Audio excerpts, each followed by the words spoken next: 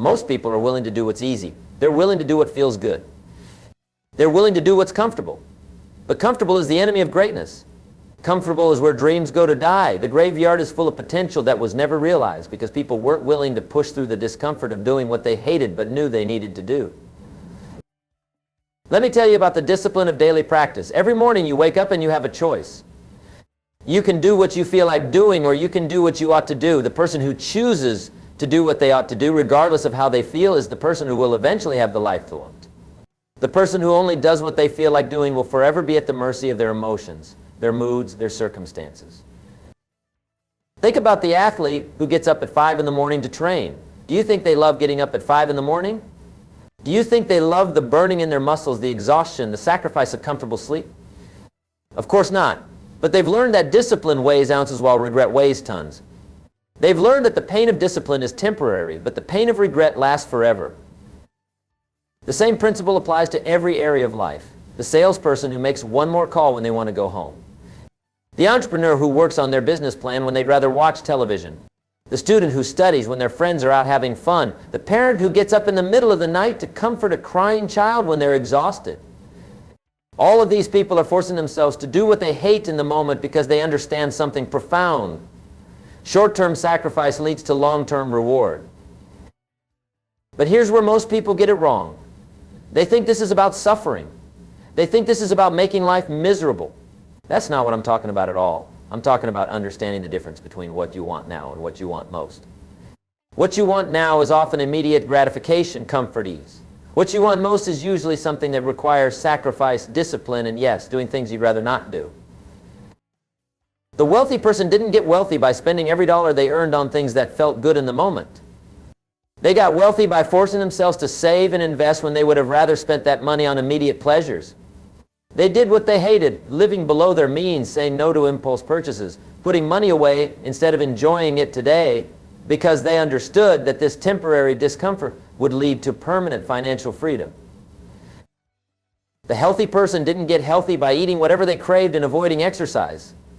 They got healthy by forcing themselves to eat nutritious foods when they wanted junk food, by forcing themselves to exercise when they wanted to stay on the couch, by forcing themselves to go to bed early when they wanted to stay up late.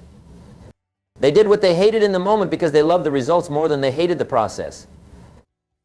And here's something interesting I've observed. Once you develop the muscle of doing what you hate, once you strengthen that discipline, something remarkable happens. The things you used to hate become easier. Not because they've changed, but because you've changed. Your capacity has increased. Your tolerance for discomfort has grown. Your ability to delay gratification has been strengthened. It's like building physical strength. The first time you lift weights, everything feels heavy.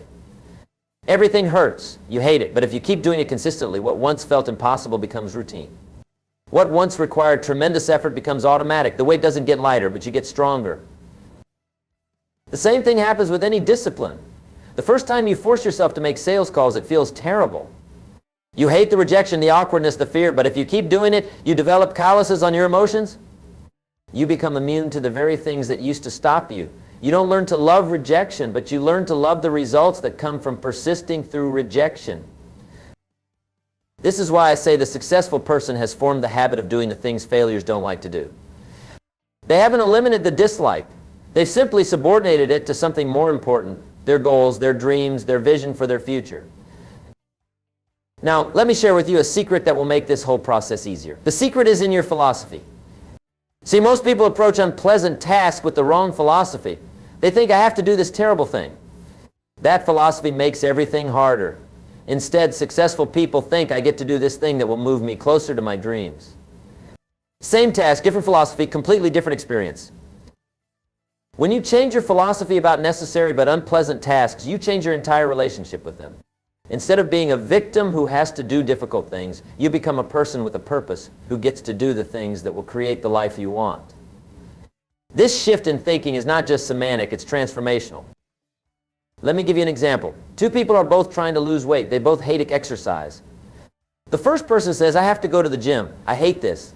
This is terrible. Why do I have to suffer like this? The second person says, I get to go to the gym. I get to do something today that will make me stronger, healthier, more confident. I get to invest in my future self. Which person do you think is more likely to stick with their exercise program? The task is the same. The physical discomfort is the same. But the philosophy is completely different, and philosophy determines experience. When you approach something you hate with the philosophy that it's an investment in your future, that it's a privilege to be able to do hard things, that it's an opportunity to grow stronger, the whole experience changes.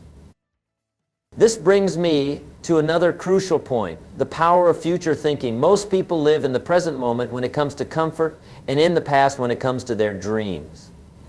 They want immediate comfort now, but they think their dreams are something that might happen someday, maybe if they're lucky. Successful people reverse this. They live in the future when it comes to their dreams. They make them real and vivid and compelling, and they're willing to be uncomfortable in the present to make that future a reality. When you can clearly see and feel your future self living the life you want, when you can make that vision more real than your present discomfort, forcing yourself to do what you hate becomes not just possible, but inevitable.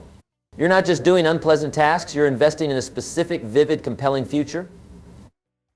This is why goal setting is so crucial, but not just any kind of goal setting. I'm talking about creating a vision so compelling that it pulls you through the difficult times. When your future is more attractive than your present comfort is pleasant, you'll find the strength to do whatever it takes. But here's what you must understand. This isn't a one-time decision. This is a daily decision. Every day you wake up and you have to choose again. Will you do what you feel like doing, what you need to do? Will you take the easy path or the path that leads to your dreams? This choice never goes away.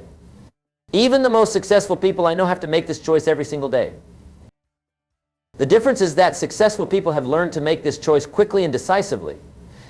They don't debate with themselves. They don't negotiate. They don't make excuses.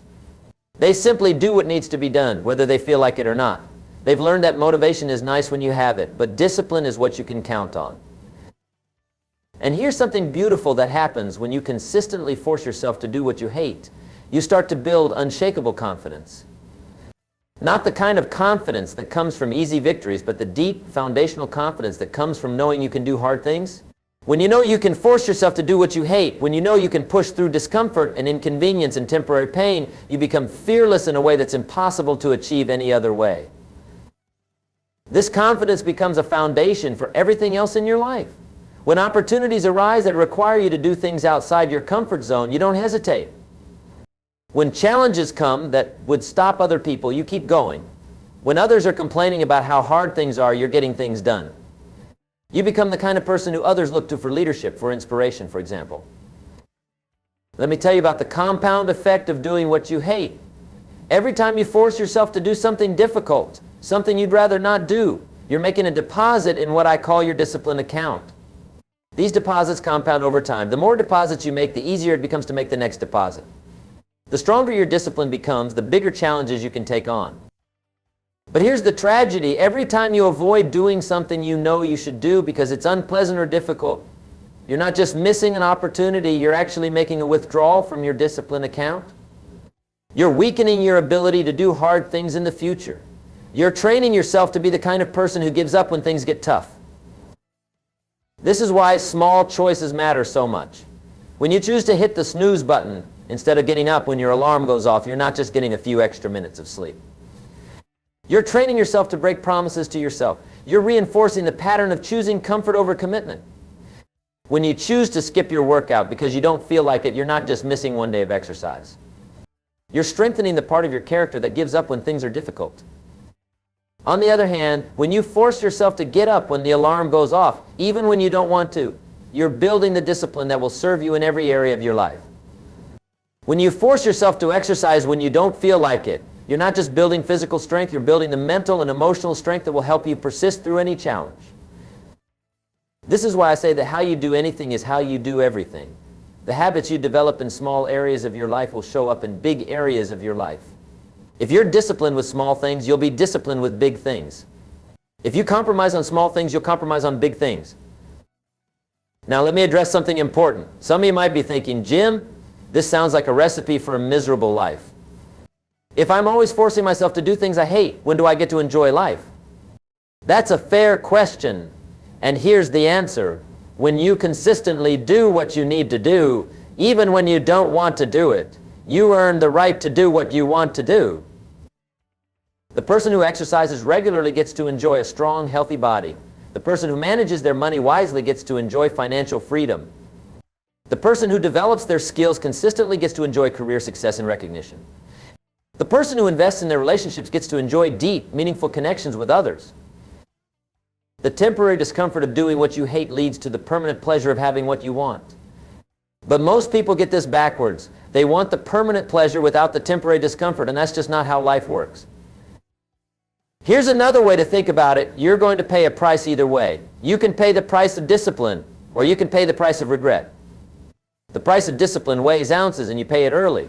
The price of regret weighs tons, and you pay it late. The choice is always yours, but the price must be paid. Let me share with you some practical strategies for forcing yourself to do what you hate. First, start small. Don't try to revolutionize your entire life overnight. Pick one thing you've been avoiding because you hate doing it and commit to doing it every day for the next month. It might be making sales calls, it might be exercising, it might be studying, it might be cleaning your house. Whatever it is, start with just one thing. Second, do it first. Before you check your email, before you scroll through social media, before you do anything else, do the thing you've been avoiding.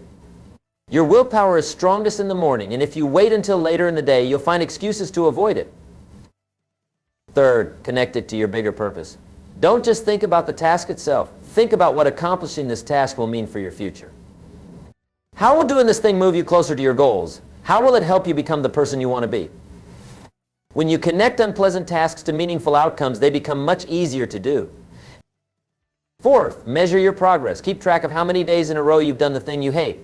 Celebrate the small victories. Building discipline is like building muscle. You need to see progress to stay motivated. Fifth, find accountability. Tell someone about your commitment and ask them to check in with you regularly. When you know someone else is watching, you're much more likely to follow through on your commitments. But here's the most important strategy of all. Change your identity. Instead of seeing yourself as someone who avoids difficult things, start seeing yourself as someone who does hard things. Instead of thinking, I'm not the kind of person who exercises, start thinking, I'm the kind of person who takes care of my health. Instead of thinking, I'm not good at sales, start thinking, I'm becoming someone who creates value for others. Your identity determines your actions more than your goals do. If you see yourself as lazy, you'll act lazy regardless of what goals you've set. If you see yourself as disciplined, you'll act disciplined, even when it's difficult. This is why changing your self-concept is so crucial to lasting change. Now, let me tell you about the seasons of life and how they relate to doing what you hate. Life is like the changing seasons, and each season requires different things from us. Sometimes life requires us to plant, even when we don't feel like it. Sometimes life requires us to tend and cultivate, even when the work is tedious. Sometimes life requires us to harvest, even when we're tired. And sometimes life requires us to rest and plan, even when we want to be active. The successful person learns to do what each season requires, regardless of their personal preferences. They plant in the spring, even if they'd rather be relaxing. They tend their crops in the summer, even if the work is hot and difficult. They harvest in the fall, even if they're tired from months of work. And they plan in the winter, even if they'd rather be taking a break. Most people only want to do what they feel like doing in each season, and that's why they never get the results they want. They want to rest when they should be planting. They want to party when they should be tending. They want to relax when they should be harvesting. They want to be active when they should be planting. But life doesn't care what you feel like doing. Life rewards those who do what needs to be done when it needs to be done, regardless of how they feel about it. This is one of the fundamental laws of success, and it cannot be violated without consequences. Think about the farmer who doesn't feel like planting in the spring because it's hard work and the weather isn't perfect. What happens to his harvest in the fall? Think about the student who doesn't feel like studying because it's boring and they'd rather be socializing. What happens to their career prospects? Think about the entrepreneur who doesn't feel like making sales calls because rejection is uncomfortable. What happens to their business? In every case, the consequences of not doing what you hate when you need to do it are far worse than the temporary discomfort of just doing it. This is why successful people learn to love the process, not just the results. They learn to find satisfaction in doing what needs to be done, whether they like it or not. Here's something else I want you to understand. The things you hate doing today often become the things you love doing tomorrow, once you get good at them. I've seen this happen countless times. The salesperson who hated making calls eventually becomes someone who loves the art of persuasion. The athlete who hated training eventually becomes someone who loves the feeling of pushing their limits. The student who hated studying eventually becomes someone who loves learning and growing. This happens because competence breeds confidence, and confidence breeds enjoyment. When you're bad at something, you hate doing it because it's frustrating and you don't get good results. But when you force yourself to do it consistently, you get better at it. And when you get better at it, you start to enjoy it more. And when you enjoy it more, you do it more willingly. And when you do it more willingly, you get even better at it. This creates a positive cycle that can transform your entire relationship with difficult tasks. But you have to start the cycle by forcing yourself to do what you hate, even when you're bad at it, even when it's frustrating, even when you don't see immediate results. Let me share with you the story of two people I know. Both of them wanted to become professional speakers. Both of them were terrified of public speaking. The first person decided to wait until they felt more confident, until they were better prepared, until the fear went away. They're still waiting 20 years later. The second person decided to force themselves to speak despite their fear, despite their lack of confidence, despite feeling unprepared. They joined a speaking club and gave a speech every week, even though they hated it, even though they were nervous, even though they weren't very good at first. Today, they're one of the most successful speakers in their field, earning 6 figures a year doing what they once hated and feared. The difference wasn't talent. The difference wasn't luck. The difference wasn't opportunity. The difference was the willingness to force themselves to do what they hated until they became good enough at it to start enjoying it. This principle applies to every skill, every area of growth, every worthwhile pursuit. The beginning is always the hardest part because that's when you're least competent and most likely to fail. But if you can push through that initial period of discomfort and incompetence, you'll reach a tipping point where the activity becomes easier and more enjoyable. Most people quit before they reach this tipping point. They do something a few times, don't see immediate results, don't enjoy the process, and give up.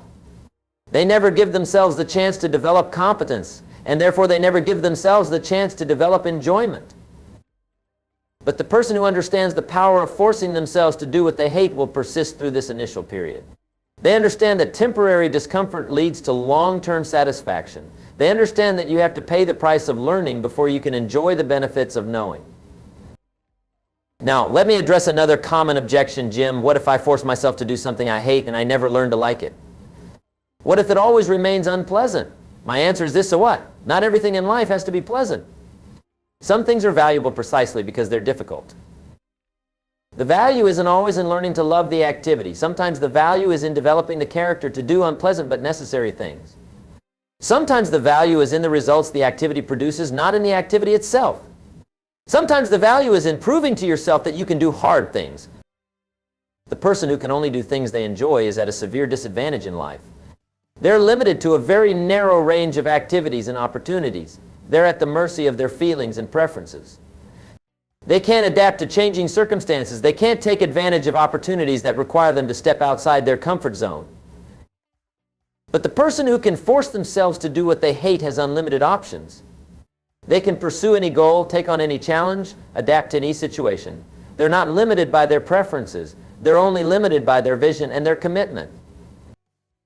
This is true freedom. Not the freedom to only do what you want, but the freedom to do whatever it takes to create the life you want. Not the freedom from discomfort, but the freedom to choose your discomfort in service of your dreams. Let me tell you about the relationship between discipline and freedom. Most people think these are opposites. They think discipline restricts freedom, but the truth is exactly the opposite. Discipline creates freedom. The more disciplined you are, the more free you become. The person who disciplines themselves to exercise regularly has the freedom of good health. The person who disciplines themselves to save and invest has the freedom of financial security. The person who disciplines themselves to study and learn has the freedom of knowledge and opportunity. The person who disciplines themselves to do what they hate when they need to do it has the freedom to achieve any goal they set. But the person who lacks discipline becomes a slave to their circumstances, their emotions, their immediate desires. They lose the freedom to choose their life because they're always reacting to what's happening to them rather than creating what they want to happen. This is why I say that discipline is the bridge between thought and accomplishment, between inspiration and achievement, between necessity and productivity. Without discipline, your thoughts remain just thoughts. Your inspiration remains just inspiration. Your necessities remain unmet, and your productivity remains potential. Here's something else that happens when you consistently force yourself to do what you hate. You develop what I call emotional causes. Just like physical calluses protect your hands from rough work, emotional calluses protect your spirit from the rough of life. When you first start doing difficult things, every obstacle feels overwhelming. Every setback feels devastating.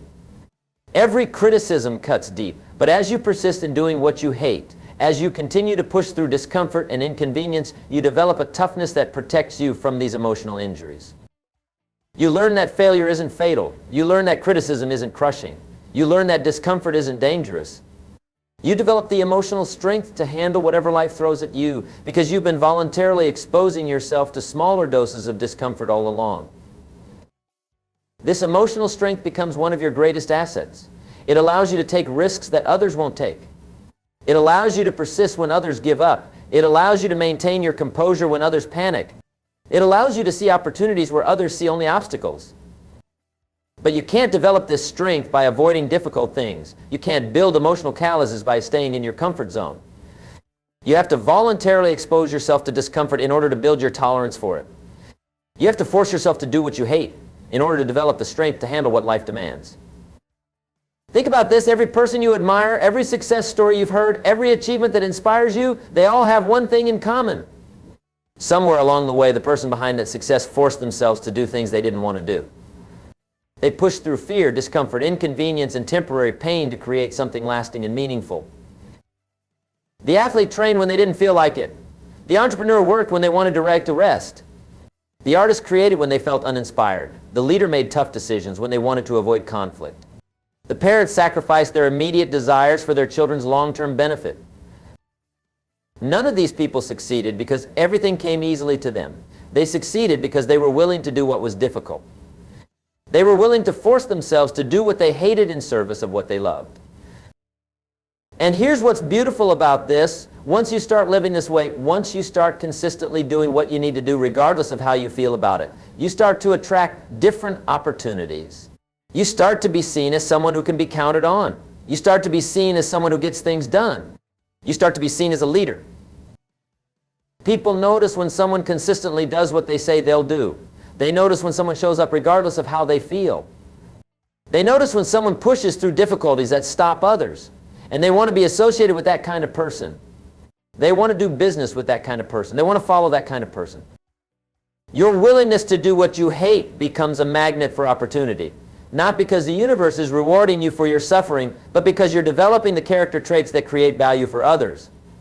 You're becoming the kind of person that others can rely on, and reliability is one of the most valuable traits in any relationship, business or personal. Let me share with you one of the most important distinctions you can ever learn, the difference between being interested and being committed. When you're interested in something, you do it when it's convenient. When you're committed to something, you do it regardless of how you feel. Most people are interested in success. They're interested in health. They're interested in wealth. They're interested in good relationships. But interest isn't enough. Interest won't carry you through the difficult times. Interest won't sustain you when the initial enthusiasm wears off. Interest won't force you to do what you hate when you need to do it. Commitment will. When you're truly committed to something, you don't debate whether or not to do what needs to be done. You don't negotiate with yourself. You don't wait for motivation. You simply do what needs to be done, whether you like it or not, whether you feel like it or not, whether it's convenient or not. This is the level of commitment required for any significant achievement. This is the level of commitment that separates those who succeed from those who just dream about success. This is the level of commitment that will transform your life if you're willing to embrace it. But here's what commitment really costs. It costs you the right to make excuses. It costs you the right to quit when things get tough. It costs you the right to do only what you feel like doing. It costs you the comfort of mediocrity. Are you willing to pay that price? Most people aren't. Most people want the benefits of commitment without the costs. They want the results without the sacrifice. They want the destination without the journey. They want the harvest without the planting, tending, and cultivating. But life doesn't work that way. Life demands payment in advance. You have to do the work before you get the reward. You have to plant before you can harvest. You have to save before you can spend. You have to learn before you can earn. You have to force yourself to do what you hate before you can have what you love.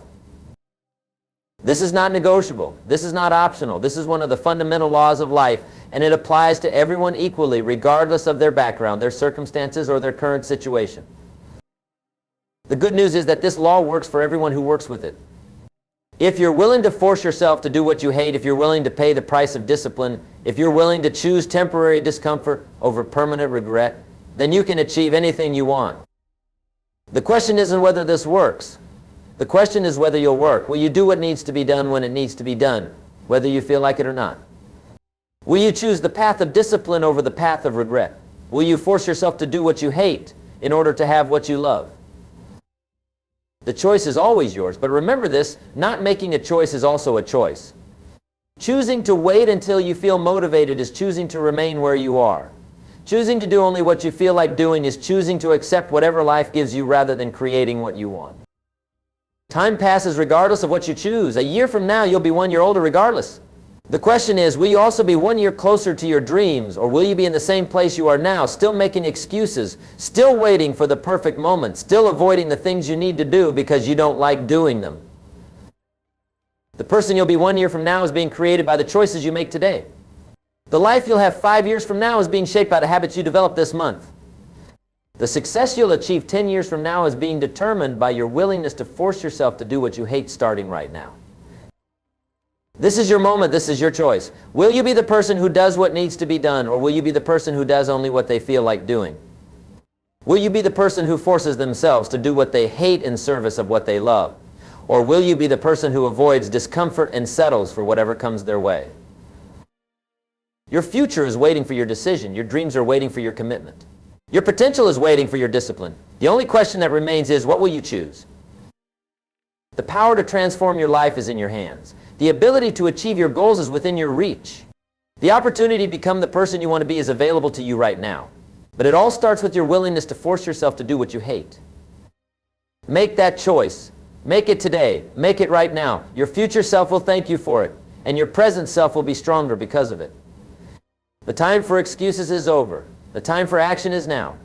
Force yourself to do what you hate, and watch as your life transforms in ways you never thought possible. That's the message I want to leave with you today. That's the principle that can change everything for you.